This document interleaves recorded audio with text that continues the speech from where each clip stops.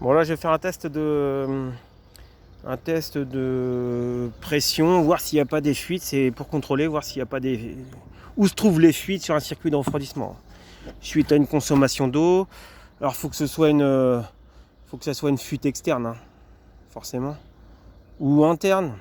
Un échangeur ou un refroidisseur d'huile ou un truc comme ça. Et du coup là on aurait une perte de pression. Donc voilà le mano, c'est une petite pompe, hein. Voilà le mano.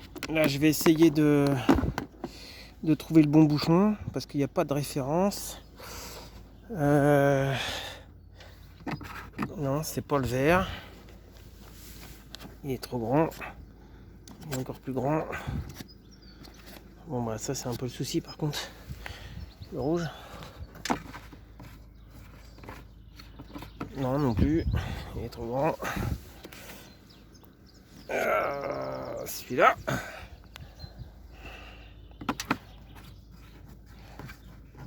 Celui-là il m'a l'air bien. Donc il vise bien, impeccable. On adapte la pompe dessus. C'est un raccord comme les tuyaux d'air, hein. Voilà. Ça, ouais, c'est comme ça.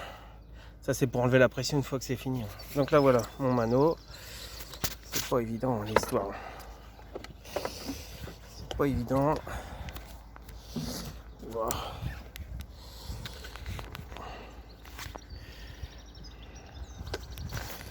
Je vais essayer de pomper. Je sais pas comment je vais faire.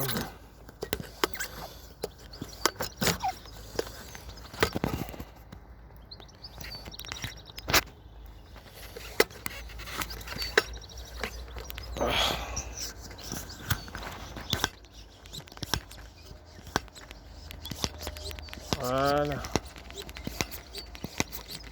J'ai ici. Bon, je monte. J'insiste pas trop, hein. Je reste dans la limite, hein. Ok, et ça représente 1 bar 5. Non, 1 bar, pardon. 1 bar.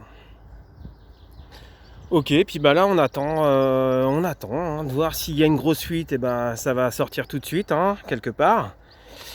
Et si c'est un petit suintement, bah faudra attendre un petit peu et voir si l'aiguille descend. Voilà. Et là si on touche la durite supérieure, bah on sent qu'elle est elle est super dure quoi, hein. Tout est en pression là-dedans, hein. Donc le radiateur en pression, toutes les durites, même les durites voilà, toutes les durites sont en pression. Là il y a de la pression partout. Bon bah là en l'occurrence, hein, on voit qu'il n'y a pas de fuite. Nickel. Donc voilà. Pour faire descendre la pression du coup,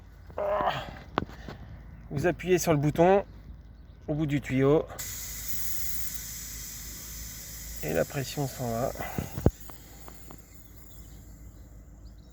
Voilà. Et là on peut l'enlever facilement. C'est tout. Pas plus dur que ça.